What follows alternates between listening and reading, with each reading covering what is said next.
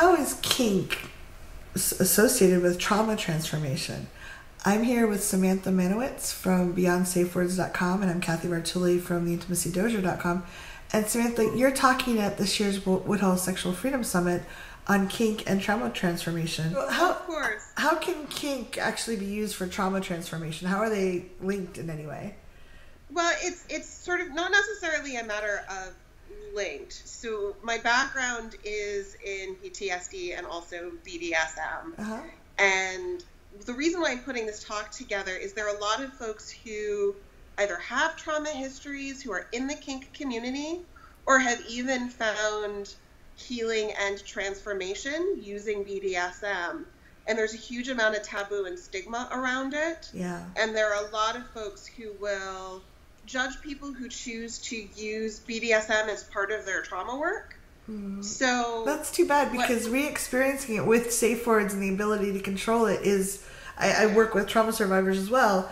Just doing that is a huge avenue for healing if that feels right to that person. Yeah, well, part of what my talk is, and the reason why I am presenting it, is because I take the kind of bare bones structure of any sort of evidence-based trauma work, and I show how, in the right context and given the right containers, the way that BDSM is structured, it can actually be used to mimic the mechanisms of evidence-based trauma work. Yeah. Well, the way that I look at it is trauma work is all about the empowerment of the survivor. Mm-hmm. The whole point is to give them their agency back, because that's part of what that trauma is. It's like some control was taken away from you. And so in my talk, I quote Judith Herman, who wrote Trauma and Recovery, which is one of the seminal pieces on trauma work.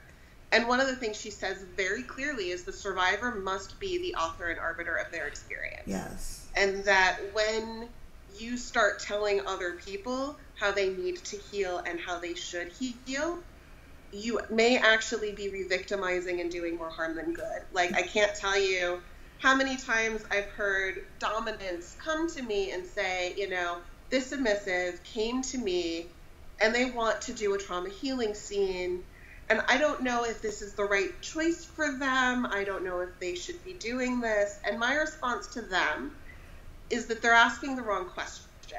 Because if they've come to you with this request, they've already made their choice. Yeah, that's true. It is not your choice. Their choices aren't on you.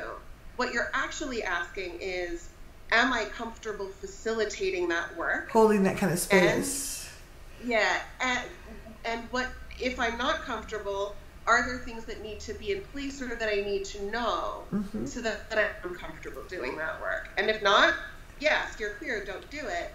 But don't tell other people how to own their trauma. Right. And caveat, I am not saying that this is a replacement for therapy with an evidence, with a trauma-informed clinician. Yeah. Why is Woodhull? Why did you choose Woodhull as your venue for sharing this? I love the Woodhull event. I've been 2 years now. The first year I presented. It is one of the better events that really does a good job of balancing community and professional and educator and therapist and sort of academic with playful and less academic in a way that you don't really see, and that's very, very rare. Yeah. And I think that I have really come to value that space. I couldn't go. I was very sad. So it really is an honor and a privilege to be a presenter at Woodhull. And I heard competition was really tough this year, so congratulations.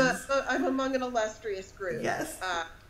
Which doesn't kick up my imposter syndrome at all. No, not at all. So Samantha, if someone wanted to explore this more for themselves or for a friend that they might want to help through this, where can they go get some advice or some best questions to talk about? My website is Beyond Safe Words. This is something that I write about. I know, is Ida Mandalay presenting this year? Yes, they are. Because they're frickin' badass, and they do a lot of writing on that, and their work is phenomenal. Yep, they're talking about no daddies, no masters, DS, and power play. Yeah, but they also do a lot of great work on trauma and trauma healing and transformative justice work. Wonderful. There's so many other folks in our community that do very cool work and deal with it from other angles. Yeah. In terms of specifically kink and trauma, unfortunately, there really isn't much. Yeah.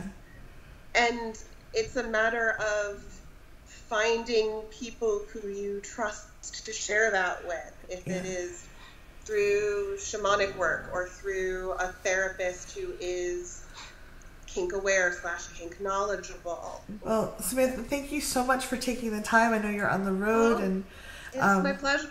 Yeah. Always happy to talk. If you're watching this and you have questions or comments, please leave them below. We'll do our best to get back to you. All right. Thank you so much.